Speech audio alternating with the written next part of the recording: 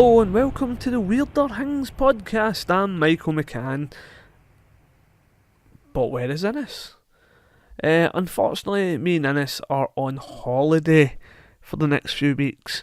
So there's no new episodes. However, instead of just playing repeats, what we decided to do is take some of the best bits from the podcast and put them all together.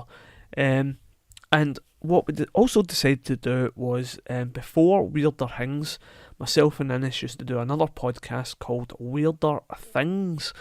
So we decided to kind of incorporate some of the interviews and bits and bobs from those podcasts and put them into this as well, because that podcast has long since gone now that we're part of the Paranormal UK radio network. So we thought we'd bring some of the interviews that we did before and bring them in to this podcast. So thanks for tuning in, and we'll see you when we're back in a few weeks. Enjoy!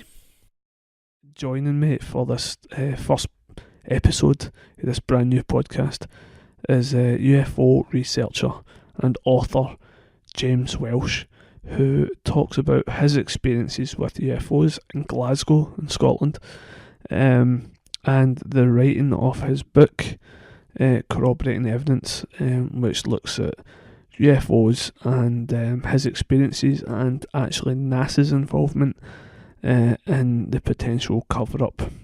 1999. Yep. Just as the kind of UFO movement is kind of starting to die down, this is when you kind of come in, weirdly, because during the 90s UFOs were massive and stuff like that. 99, 2000, 2001, it's starting to die down a wee bit, and it's around about that time that you find yourself kind of in the centre of it all, really. I get caught up in it. Basically, I had a whole series of encounters throughout December 1999. Over 5 nights and days over a 3-week period. It was the 4th, 10th, 11th, 14th, 15th and 25th of December. And basically, as I say, I've had repeated sightings, close range sightings. 2 of these sightings involved military jets pursuing these objects on 2 different dates. Plus there was involvement of the police helicopter on one of the other occasions. So there was definitely something going on at the time. And I made an official report on December the 15th, 3:30 in the morning. And that was to the police? That was to Glasgow Air Traffic Control at Glasgow Airport.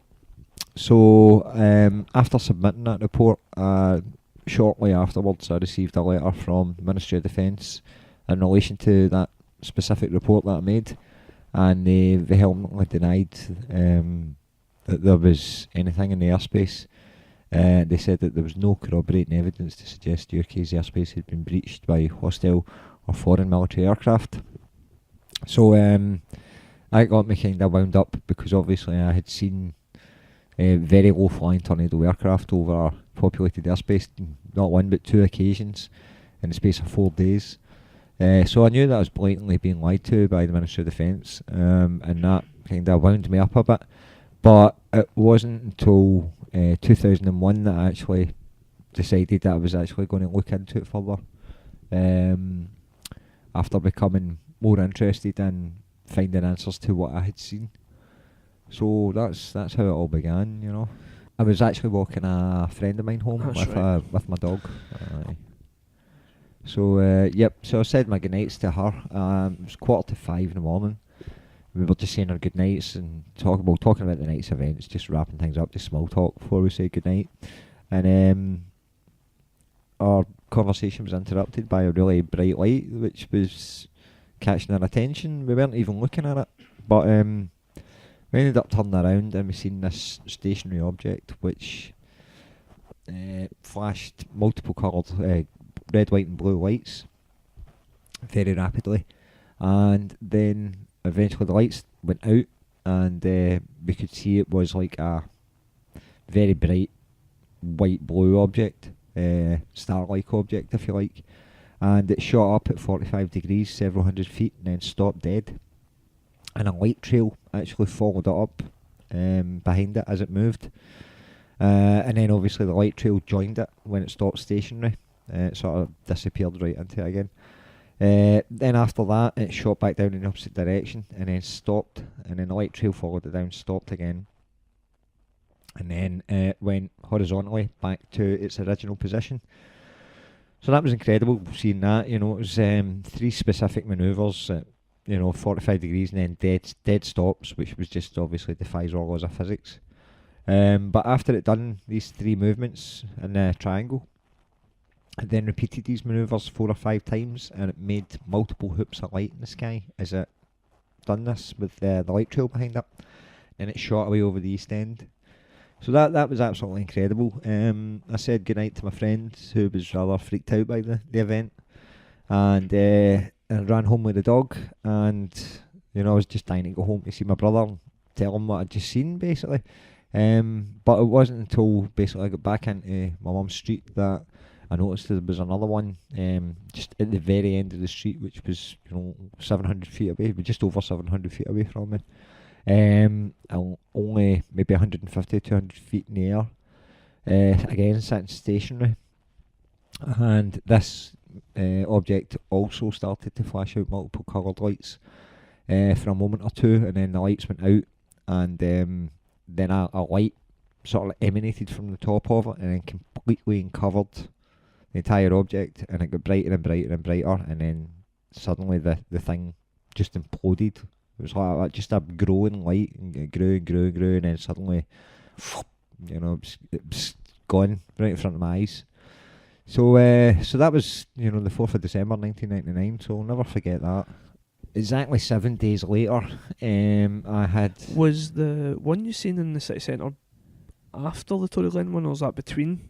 No, that was after the Tory Glen one. Right, Aye. The Tory Glen one first then. So I had another sighting on 10th of December 1999 at 4:45 in the evening, and the time relevance hit me straight away because it had been 4:45 that I had my first sighting.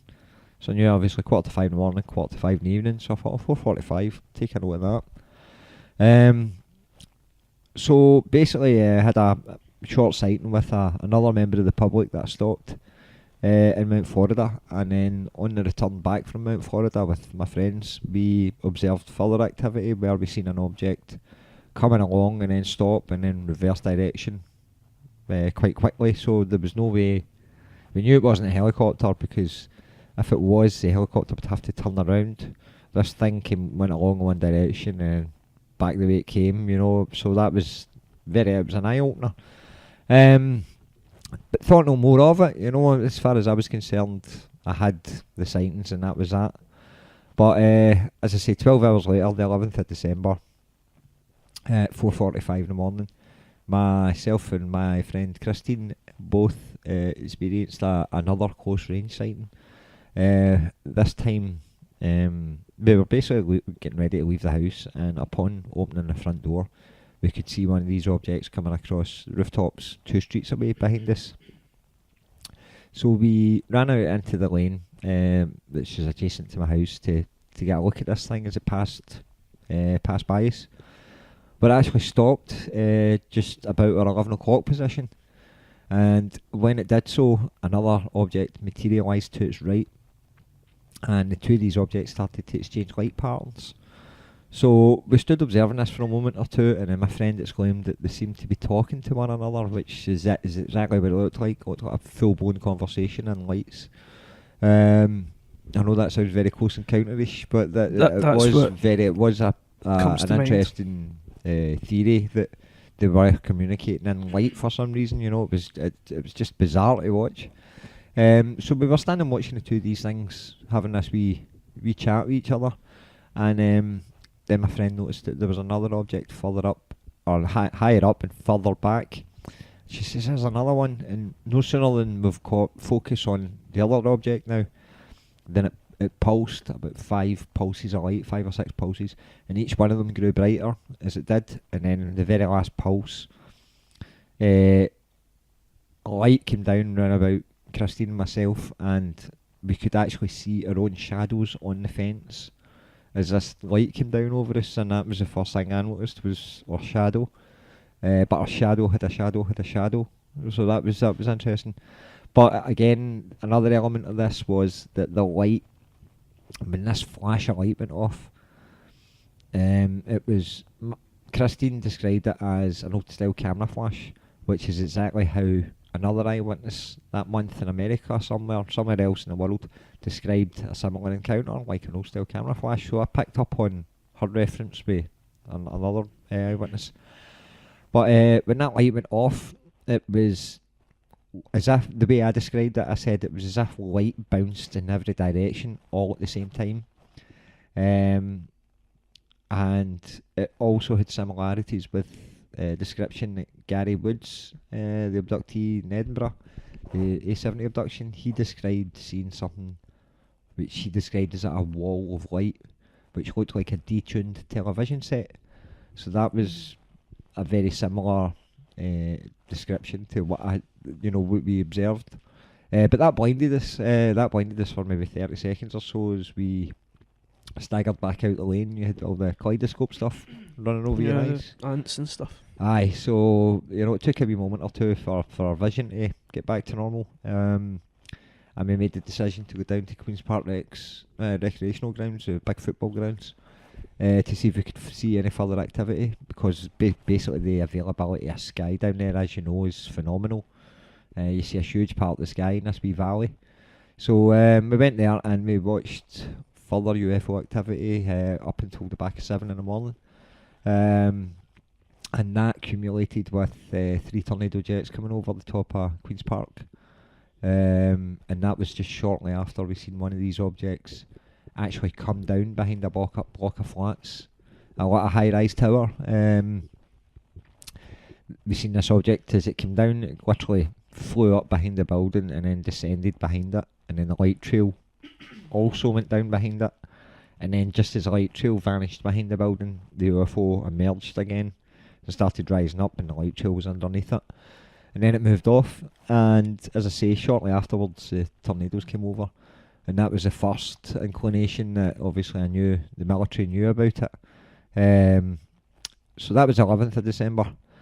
Then 4 days later, on the 14th of December, I had a close range sighting again in the Brigate, in the middle of the town of all places, middle of Glasgow city centre, the Bridgegate, if you like, or the Brigate as it's known to us. And basically my dad was dropping me off from work, or to go to work, sorry, and on the way, as we went into work, I mean, I had seen unusual activity in the air earlier on that evening. So when we actually went out in the car, I was actually had my nose stuck to the inside of the windscreen. So all the way into town, I'd been keeping my eye open, and we had seen something on the way in, or rather I had, but my dad was driving, he never seen it. So by the time we get into town, police helicopter was actually hovering very low over the River Clyde. And my dad says, "There's the source of your light, son," and I says, "Oh, I'm not so sure about that." So what really got me was the fact that the police helicopter was actually hovering just feet above the surface of the water. So it actually took the helicopter below ground level, if you like, so it would eliminate it from radar as far as I was concerned. And I thought that maybe that's what was going on. They were trying to eliminate it. So the helicopter was trying to hide from something or trick something? It wasn't. Well, when the police helicopter support unit wrote to me, they never mentioned anything about having to deal with anybody in the river or anything like that, because they gave me a complete timeline. Well, not a complete timeline, they gave me sort of there's a wee gap missing, which was actually during the time which I observed this. So that was quite interesting, the fact that the police gave me a full rundown of what the helicopter was doing, what its role was, and at what time and whatever specific place. But they tell me it was active until 8:20 that night, but they only tell me what it was doing up until 8:22. So there's 40 minutes of unaccounted for time when that helicopter was active. Right, okay. Right, and it was during that period that you saw it? Yeah, basically after my dad's dropped me off in the town, we've been sitting looking at the helicopter, and then the traffic lights eventually turned to green, we pulled off, And as the traffic pulled off, the helicopter also pulled off, and then it took position up above the old C&A building, which is now TJ Hughes in Glasgow, and it sat stationary above that. So by the time my dad dropped me off, I've got out the car, spun around, and I'm looking at the helicopter, and I can hear it quite audible because it's only, it's not feet away from me, but it's, close proximity. So, so I'm standing staring at this helicopter, and then I've looked at my watch, and it was 8 minutes to 8, and I thought, right, I still had several blocks to go to get to work for 8 o'clock, so I thought, right, I better get my shimmy on and get down there. So as I say, I looked at my watch, it was 8 minutes to 8, and then I went to turn and spin on my heels away from looking at this helicopter, and as I went to spin around, I noticed that there was another object off to my right, basically, as I turned around, and again it was one of these pulsing objects, and I must have seen that pulse maybe 3 times or something, and I was too busy looking at that object when I had got a direct overhead pass by a very low flying thing, which actually shot across the rooftops. I mean, it was like twice the height of the rooftops I was at the street I was standing in. So I could, and basically it was just like, if you imagine, just like a big massive paint stroke, but as soon as you've stroke with the paint, it sort of disappears behind you. So it was like that, but it was directly above my head, and there was 4 traces of gas blue colour through this white light trail, and it was absolutely solid white light. It was like a plasma, but I never used that word in my account or anything at the time, or but I just called it a light trail, and it looked like solid light with a gas blue colour. So that was incredible. So I actually phoned my brother as soon as that happened, and I told him, basically, I was trying to get him to encourage my mum to get her jacket on and get out, because there was a likelihood they would maybe see something. But my brother and his friend both observed a similar object to what I just described shortly afterwards. I forgot to ask you this, but see, during all this has gone on, right? You're experiencing this over what? How many nights was it that? Was again? like 5 nights. Or 5 nights. 5 nights, if you like, over a 3-week period. Is your parents and your brother no like, James, son, what's going on? Are you alright, Why son? you making mashed potato mountains? Aye. Is it drugs, son? Are they giving you that talk? No, well, the first night, after the first 2 encounters, I basically managed to get in the front door, and I shouted out to my brother, everybody outside now, my mum and dad were up in bed sleeping, but I threw the front door open at 5 in the morning, a Saturday morning, like that, everybody outside. So my brother obviously came to the front door, very concerned as to what the hell was going on at the front door. But by that time his girlfriend actually beat him to the front door, and she got to see this UFO before it actually disappeared. Right, so you had some backup that there So was something, aye. that you weren't actually just after. Oh no, I had plenty that throughout the entire month I had like a dozen other people that were all involved in that's the that's alright, encounters, just so like you've got aye. No, I've got somebody on Otherwise, if record it was with just me you that was seeing them, that might that'd be be quite a worrying. problem. Aye, Aye. that'd be. Aye. No, at the end of the day, I mean, it was postulated, as to why I was getting so much activity. Why was I seeing all this? I mean, were you worried? Not really, no. Excited, after, as I say, after the sightings on the 4th of December, I thought that was it. It was done and dusted, it's like you only win the lottery once, so to actually have a further sighting 6 days later, and then to have that further close range encounter a week to the hour to the minute since my first sighting was just, that was, if you like, that would have the neck and your hair standing on end, so that was all really weird. And that's how long after was it you contacted Ron Halliday? It wasn't until 2001 Right, that I okay. decided to suddenly take action and start getting in touch with people, because I felt as if I was carrying a big weight on my shoulders, knowing what I'd seen and not doing anything about it. And I thought, well, an event such as that is far too significant. If something's coming here all the way from where it's came from, and it's intelligently controlled, and that they are here basically, that's too big a deal to see something like that and keep your mouth shut. So anybody who doesn't know Ron Halliday, Ron Halliday's Scotland's probably foremost leading researcher on the paranormal. Yeah. Because he had his Evening Times article, the X Files. Yep, the Scottish X X-Files. Files, which he turned into a book. I think I've got the bit. Is it McX or something? I think I've got McX. I've got a signed copy. I like that. From. So you seen him? Did you see him in the Evening Times, and that's why you contacted him?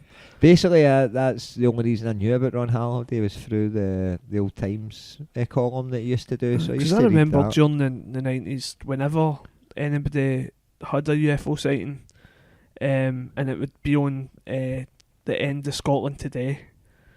Aye. It was Scotland Today then, wasn't it? Aye, it was. Scotland Today, and it would be like, finally tonight. Another And crack pot for a bucket. and then they'd have Ron Halliday on, and then they'd be playing the X-Files music. It was like every couple of months there would be somebody. UFO special. Aye. And it was always Ron Halliday they had on. He's a because he had his Evening up, yeah. Times article every Tuesday or Thursday or whatever it was. So you saw Ron and you that's who you would contact at that. So this is the title of this is Bloody Awful Scotland. Bloody is that right? Awful Scotland. Bloody Awful I mean, Scotland. when it comes to swearing, I mean, maybe we'll have a rule, right? We just don't drop the big three. The big three. Well, the F, the B, and the C. The F, the B, and the C. Yeah. Okay. We can substitute them in for. I'm flipping with you in that one. Yeah. Mother trucker. There we go. See? There we go. I've got around it quite easily. So can I start off with a question? You can start off with a question. Michael, have you ever murdered anyone? Not that I know of. Not that you know of. No, I mean, I might have murdered someone through actions that I'm not aware of. I mean, I've started something that had like an effect further down the road. That's quite an Inspector Gould. Yeah. You think, socially you might have been responsible Yeah. for a course of actions that has resulted in death. Yeah, I mean, I've wanted to murder people plenty, but I've never went through it. I've always. So I've never murdered anyone. No. But never say never. That's what I say. That's it's comforting for me since we're on this podcast. Yeah. Like you've never murdered. I should have probably asked that before. It's not exclusively Scottish, but we're going to be looking mostly at Scottish murder. Yes. Scottish horribleness, aren't we? Yeah. Gruesome, horrible, nasty stuff. I mean, I used to be a walking tour guide in Glasgow, and you would stand and you would talk about history of the city and all this kind of stuff, but people are always most interested when you go to this stuff. That's when their ears would perk up and you'd get their attention, and they'd all stand quietly and listen to what you had to say. Yeah. It's quite good.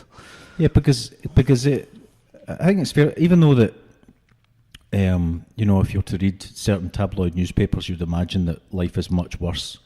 Life is terrible right now.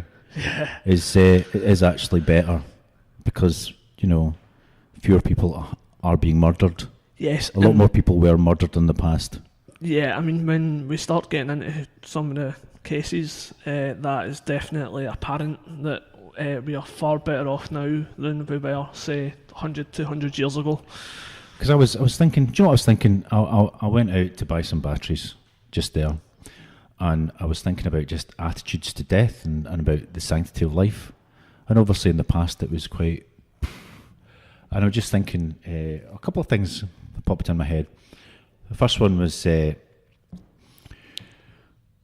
whole kind of thing about people that just murder for fun. They like to murder for fun. Yes. And then I was thinking of the Hostel films, those horror films in which, wealthy people pay to join a murder club and then just murder and torture people. Yes. But I was thinking that it's not actually that far from the truth. A few years ago, I don't know whether or not this actually went the full booner here, but there was a Russian cruise liner. Basically, they started to offer exclusive tickets for a cruise in the Indian Oceans. The Indian Ocean, basically off the coast of Somalia, because this is when the Somalian pirates were hijacking ships and attacking ships, and they basically said, for thousands and thousands of dollars, you'll get a luxury cabin, you'll get a high-powered rifle and you'll get your personal bodyguard. And basically, it was like baiting pirates. They were just going to cruise around, drinking vodka, wearing bikinis provocatively, and waiting for the pirates to turn up.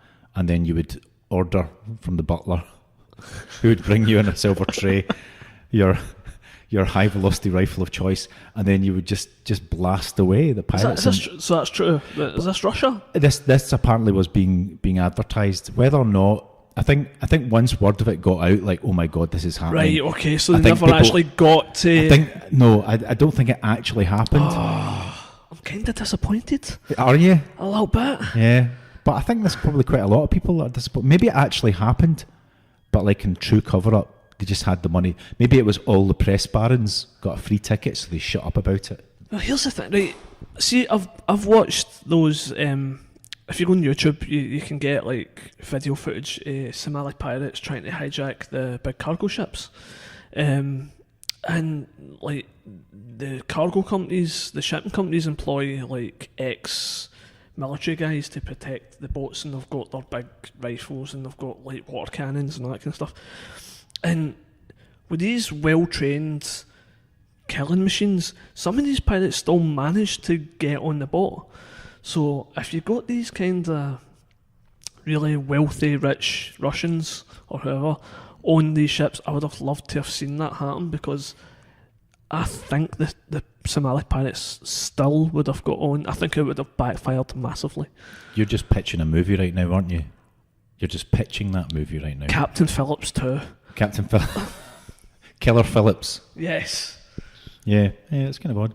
The other thing that struck me was the whole thing about the Romans were obviously used to gladiatorial combat, and they did that for entertainment, but initially it wasn't for entertainment. Initially it was to, it still shows a complete disregard for personal safety. It's health and safety, not gone mad, just being absent. But basically, it was to try out different military strategies. So the Roman generals were like, right, what actually really works best? We've got plenty of our own soldiers. We'll get them to test it out. So they would, arm one lot with these weapons, and arm that lot with those weapons, and say, you try this tactics and you try that tactics. And it was the fact that, what won through in the end was basically the big rectangular shield and the stabby sword, the gladius, and it's the gladius that obviously that you get the name gladiator from. Right. So obviously there were, dozens, if not hundreds, of dead and injured soldiers at the end of each strategy trial. But obviously there were enough people there going, this is great, this is quality entertainment, by the way. Right. So what have we got in terms of some horrible, gory Scottish stuff? Well, I was. I just thought it'd be quite interesting, just talking about just the cheapness of life and just how just killing and murder was part of everyday life. So I just thought I would talk a wee bit about. I understand that you may have some American listeners out there. I believe so. I was going to do it back, but I'd murder it. Hey. So just a wee quick run through one particular little window, but basically the Vikings, even really before there was like a united Scotland, before the kingdoms of like Alba and Pictland became Scotland under the first Scottish king. I love the first Scottish king because he just sounds like he owns a double glazing company. Totally. It was what's his name? Kenneth McAlpine. Kenneth McAlpine. You know what I mean? Yeah. Kenny McAlpine. Have you got a Pictish princess? I will marry her and I will unite your kingdom. Guaranteed. It just sounds like a... he died when he fell off his horse? Fell off a cliff? That was... in the dark? Is that right? Well, there was an Alexander that also fell off his horse, but maybe it was a thing that happened. You could use riding on a horse. There was no street lights back then, so riding the horse is dangerous. Yeah, you know what I mean. Very dangerous. So, but the Vikings started to colonise a lot of Scotland, and I believe are actually the only ones to ever do it.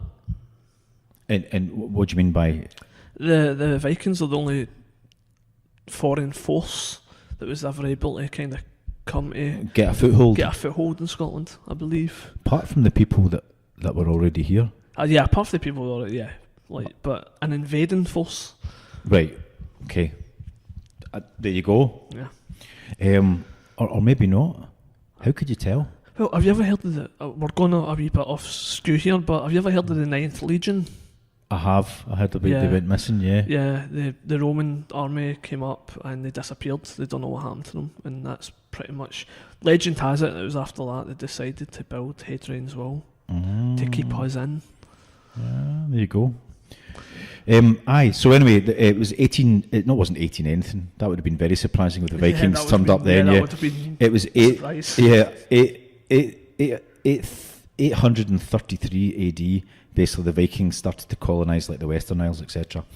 And then later on, a couple of centuries later, basically, you had. I can tell you this little charming little story about Somerled of the Isles.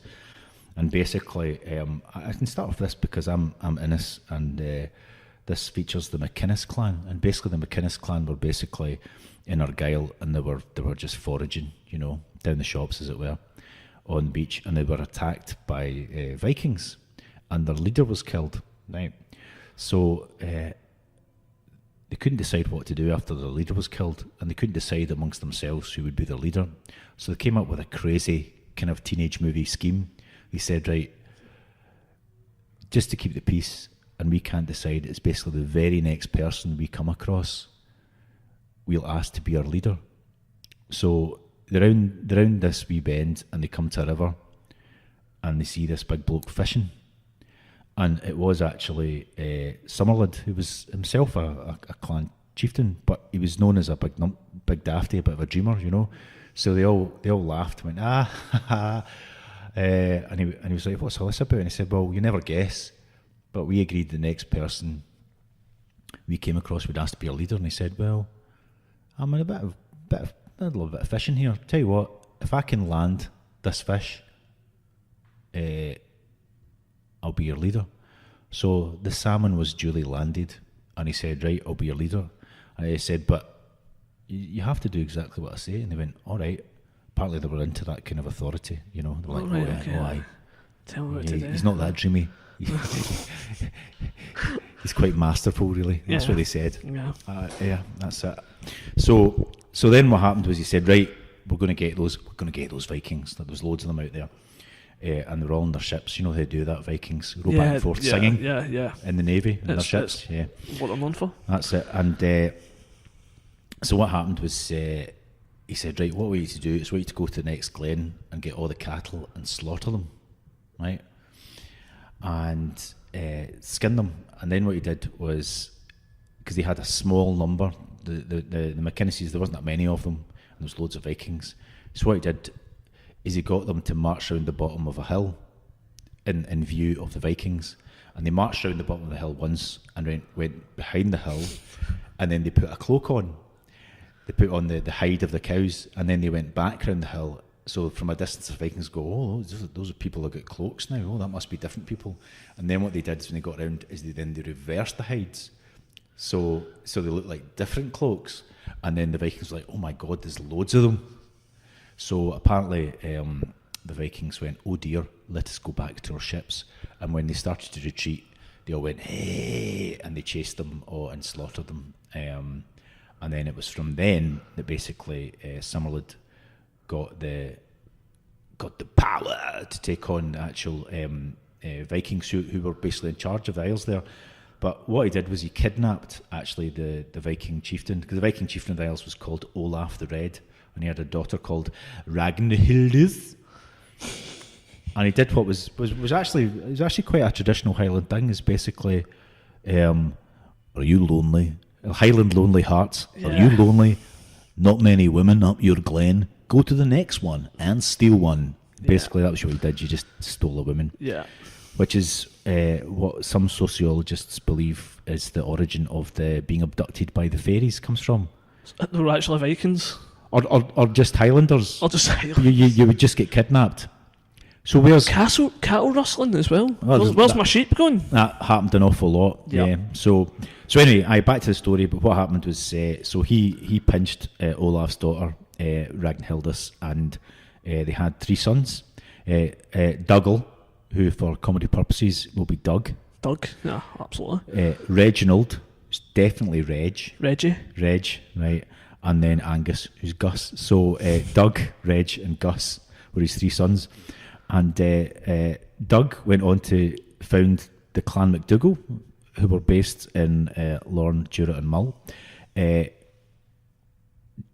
it wasn't Reg himself, but it was just Reggie's son, Donald, became the founder of the MacDonald clan. Donny. Yeah, and Big Don, the Don star. The Don. Yeah, the Don, he was quite literally. He was literally the Don. He was the Don. He became the Lord of the Isles. So that was him. And Gus, he got Butenarin, and presumably he got cheese and whiskey and candles. Yeah. Cheese, whiskey and candles. Yeah. That's what they got. Where does Tweed come from? Well, from the neck of the woods. well, Harris. Well, Tweed originally comes from the River Tweed, which is the borders. Right. Okay. So it's that kind of rough knit wool, but obviously Harris Tweed is that Yeah. is the islands there. But yeah, He's done no bad for himself. he did not bad for himself. Industry. Yeah.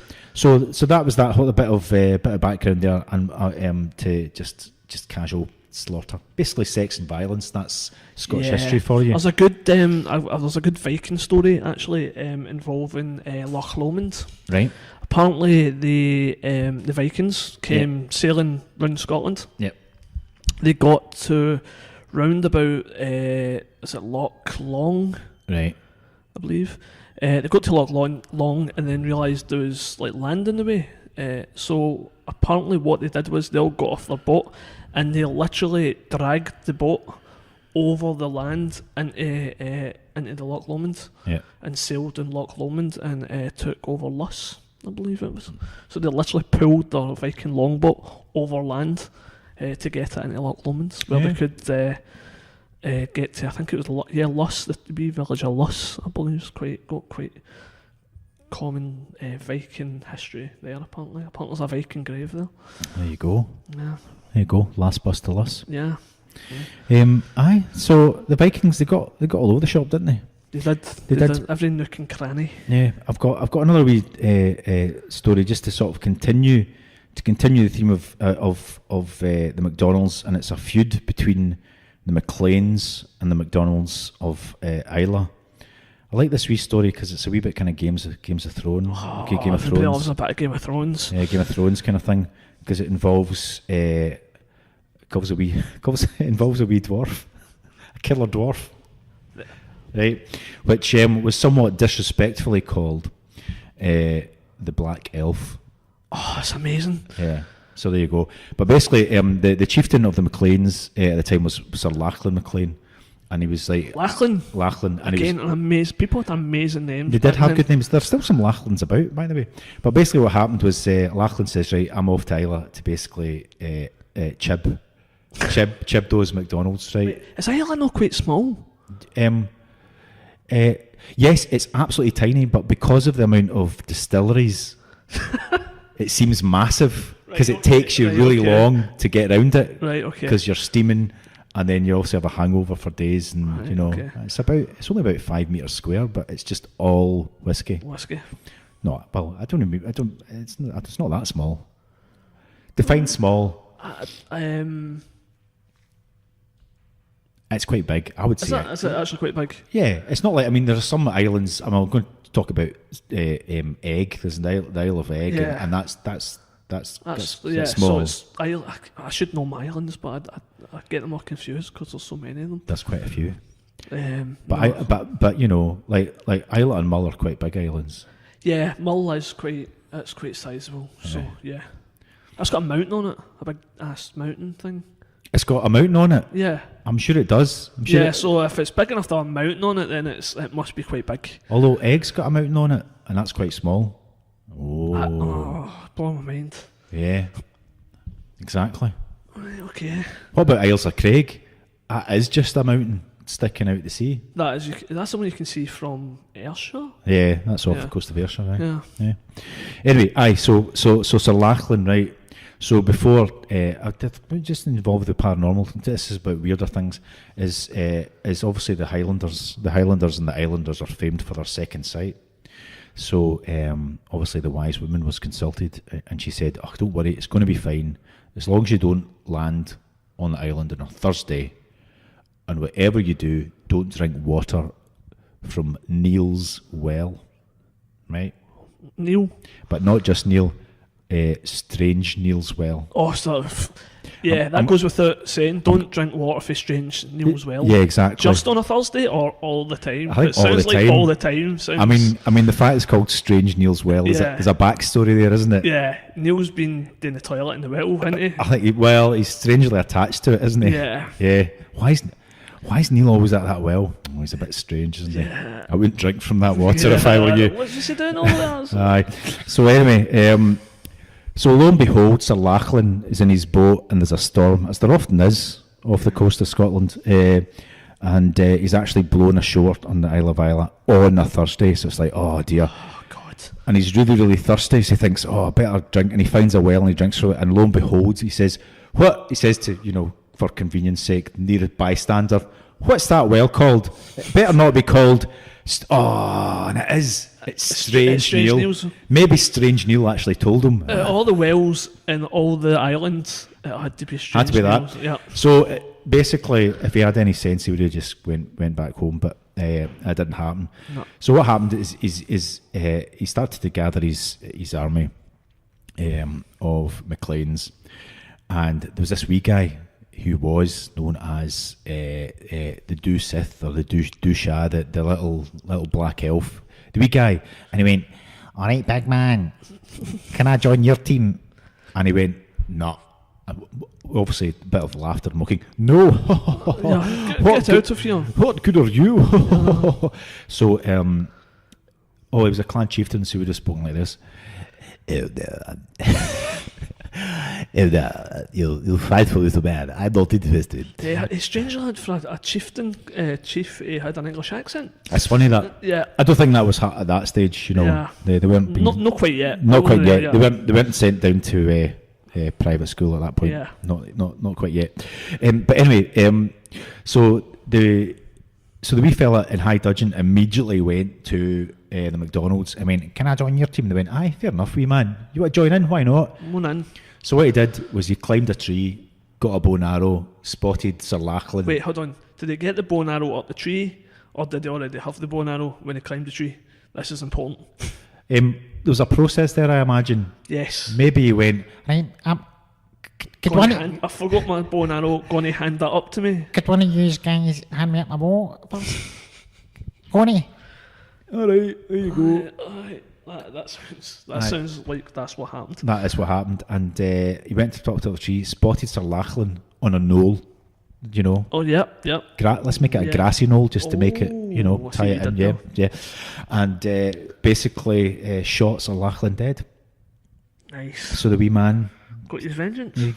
that's it. And that's basically justice against hate crime, isn't it? Yeah, that's what happens. Yeah, That's when they started really, bringing in the act of inclusiveness. That's it. In It the started in the workplace. Highlands. We invented that. Yeah, in the workplace. Against and stuff like that, absolutely. And then just to sort of I was just thinking about it as well, just looking for like horrendous massacres that happened in the Highlands. This is apparently some historians argue over whether this actually happened, but this talking about egg. But basically, what happened? You can picture the scene. It's egg. That's where basically mostly a Clan Ranald are there, and they had the MacLeods over. So the MacLeods are over, and the MacLeod gentlemen were getting a bit too friendly and a bit too handy with the Clan Ranald ladies. So they went, right, you lot, we're not happy about this. So they did what was often done: is they took them to a rock at low tide and just stranded them there and says, there you go. And the MacLeods were rescued by their own people before they all drowned, but they were very angry. furious. He would be. He would be. So they returned in force to Egg in a somewhat psychopathic mood, but the islanders basically hid in a cave.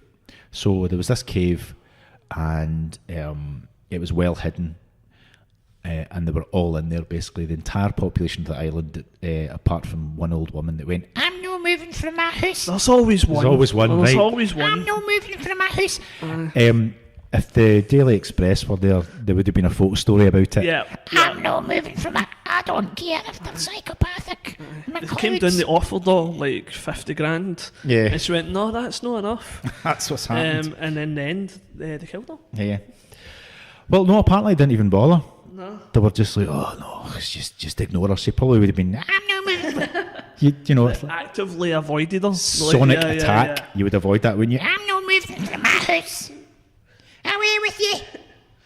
So they looked apparently for like days on end, maybe 4 days, who knows, 5 days. It was a few days anyway. And then it was just at the last minute when they were about to go, they spotted. There's always got to be one. There's one person from the cave that snuck out. You know. Oh, for a sneaky fag. Aye, for a fag break or something. No, that didn't happen. But aye. So then they realised where they were all hiding. So what they did was they all went to the cave and they cut down trees and they basically lit a fire at the mouth of the cave and they suffocated absolutely everybody in the cave. Oh, man. And it was 395 people, so the entire population of the island was wiped out. That's... It's not friendly, is it? No, is that Egg that happened on? Egg. That was scrambled. That was the great scrambling of egg. Wow. Yep. Is that what it's known as, the Great Scrambling of Egg? Surprisingly, no. No. It's not known as that, but it should be. It's a mistake Be. that it's not known as that. Whoever, somebody missed a trick there. But generally, sort of clan genocide isn't subject of jokes. That's why I didn't make jeez. that joke. Obviously, Yes. that didn't happen. Yeah. You missed that. So that was basically it. I just thought it was an idea just to talk a wee bit about random murderous horror in the past. Exactly. It's funny how a lot of murderers are outsiders. You know, so obviously Peter Tobin, being Scottish, he did a lot of his murdering down in England. Dennis Nielsen, Scottish, did a lot of his murdering down in England. Yeah. Or what? Are Uh, we not good enough up yeah. here to be murdered? But no, but Deal with that. I think Scotland's most famous or infamous murderers are Burke and Hare, and they were Irish.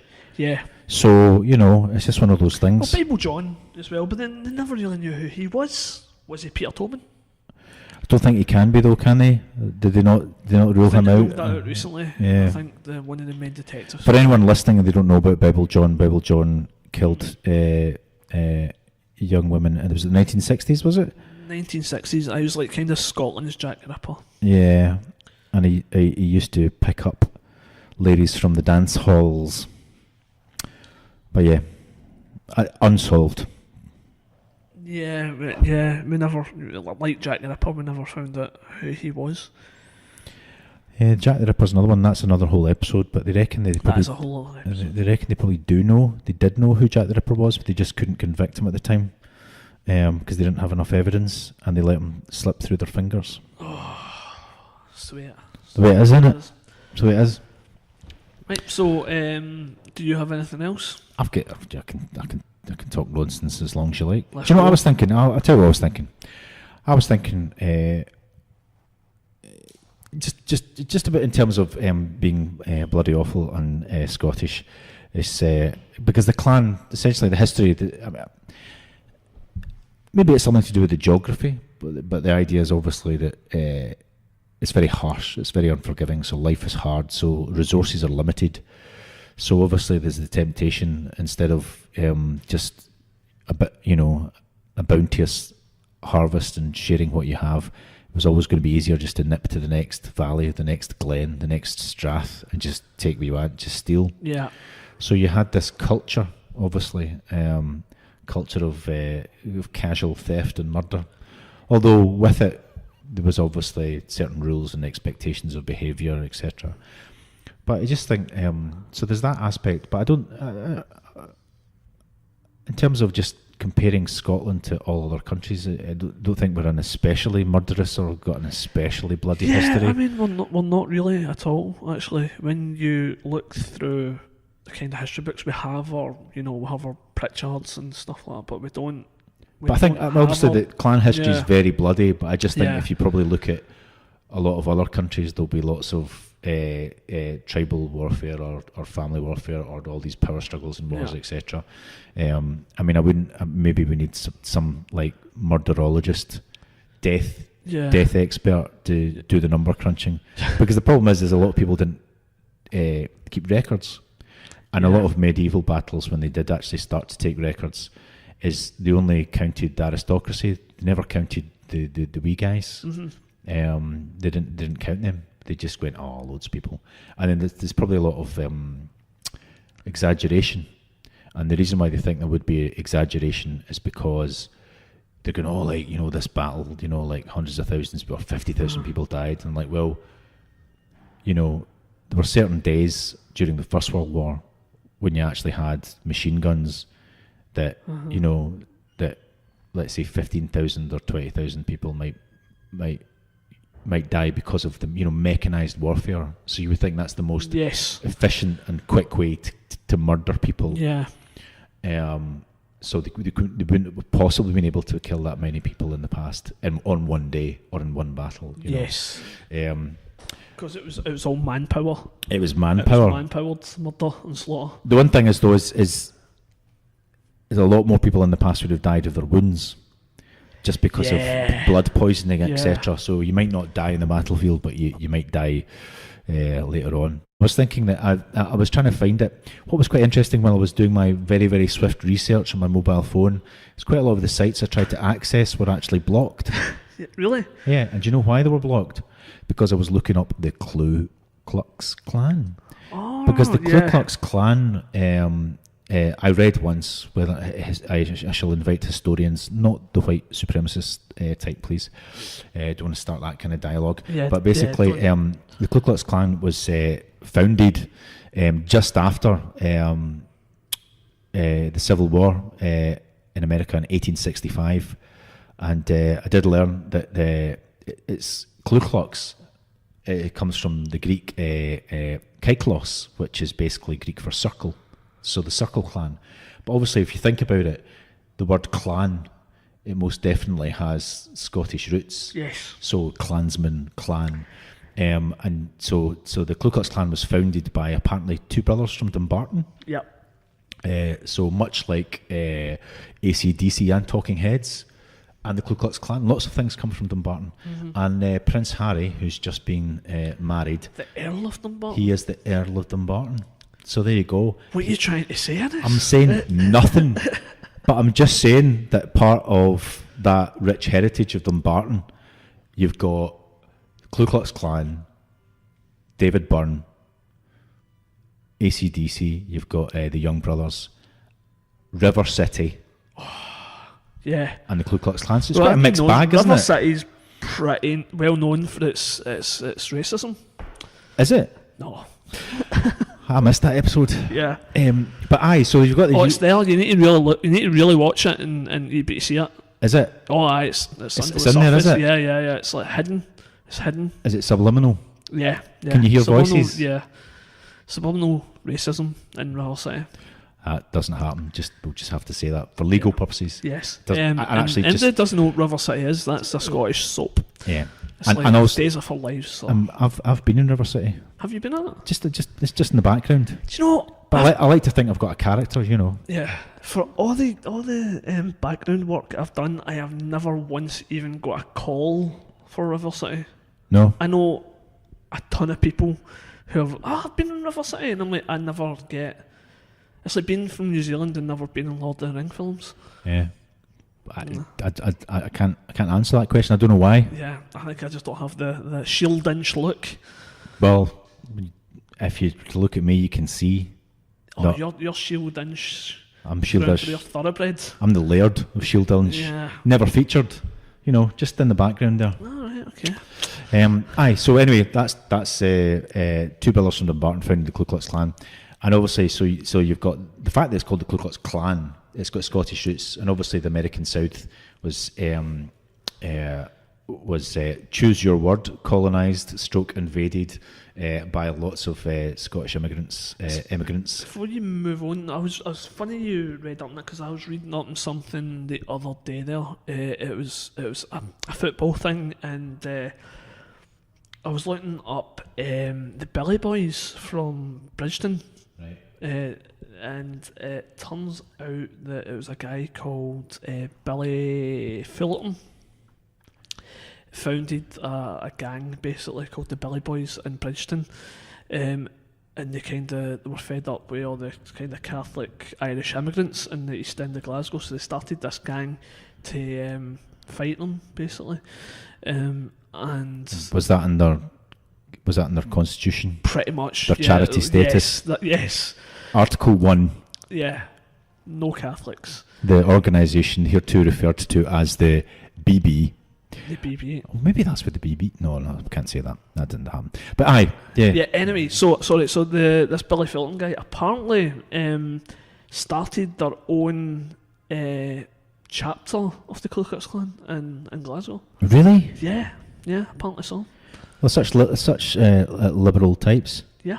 But basically, I mean, this is what I'm talking about. I'm talking about the that in Scotland we do like to pride ourselves on being inclusive and very much about liberty and equality and all those sorts of things. But in actual fact, we do have a history of somewhat the other. Yes.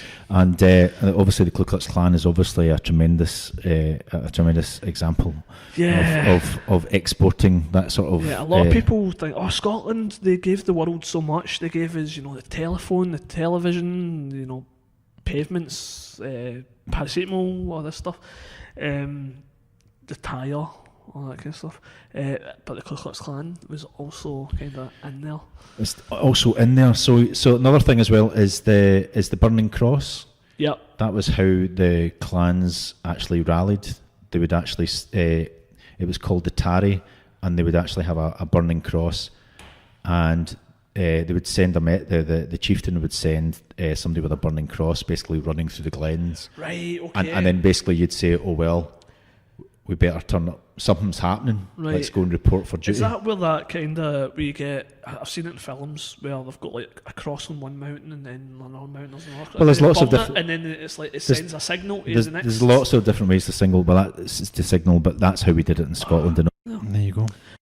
So that was episode 1 of the Weirder Things podcast. That was the first podcast interview I had ever done with James Welsh, and the second part was myself and Innes's first ever episode together from an episode called Bloody Awful Scotland, which you may or may not have heard before. So I thought we'd just try something a wee bit different instead of playing just a repeat. So before I go, thank you for tuning in, and me and Innes will be back in a few weeks. But in the meantime, thank you so much for tuning in and downloading our podcast, and we'll see you when we're back from holiday. Goodbye.